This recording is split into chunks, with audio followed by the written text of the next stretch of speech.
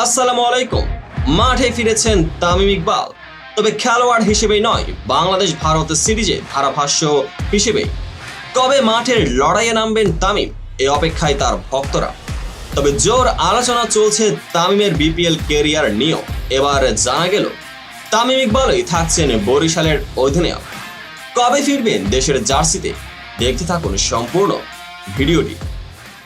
গেল মাসে তামিম ইকবালকে নিয়ে ছিল ব্যাপক গুঞ্জন, কেননা শোনা যাচ্ছিল টাইগারের সাবেক অধিনায়ক ফিরবেন না ক্রিকেটে, নতুন করে দায়িত্ব নেবেন ক্রিকেট বোর্ডের হয়ে। তবে সব জল্পনা কল্পনা উড়িয়ে আসন্ন বিপিএলে দেখা যাবে তামিমকে।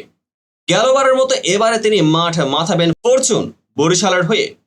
সবশেষ বিপিএলও ফরচুন বরিশালের হয়ে খেলেছিলেন তামিম, এমনকি তার নেতৃত্বে প্রথমবারের মতোই বরিশালকে চ্যাম্পিয়ন শিরোপা এনে দিয়েছিলেন বাঁহাতি এই ওপেনার। আগামী মৌসুমেও খেলবেন তামিম, এমনকি বরিশালের হয়ে অধিনায়কত্ব করবেন তিনি। নিজের ফেসবুক পেজে এক বিবৃতিতে বিষয়টি নিশ্চিত করেছে ফ্র্যাঞ্চাইজিটি। সেখানে তারা লিখেছে, ফরচুন বরিশালের জাহাজের ক্যাপ্টেন হয়ে আবার ফিরে আসার জন্য ধন্যবাদ। সবকিছু ঠিক থাকলে চলতি মাসের 14 তারিখ অনুষ্ঠিত হবে বিপিএল এর এবারের আসরের নিলাম, আর 27 ডিসেম্বর মাঠে গড়াবে এবারের আসরের প্রথম ম্যাচ।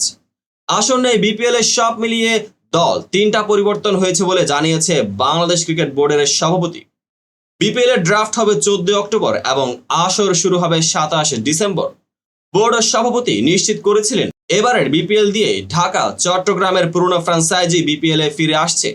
নতুন ফ্র্যাঞ্চাইজি দেখা যাবে রাজশাহী থেকে। এই 3টি ফ্র্যাঞ্চাইজিকে নির্বাচিত করেছে বিসিবি। তো বন্ধুরা, এই বিষয়টি নিয়ে আপনাদের কার কেমন মন্তব্য অবশ্যই কমেন্ট বক্সে জানাতে ভুলবেন না। দেখা হবে পরবর্তী আপডেটের ভিডিওতে।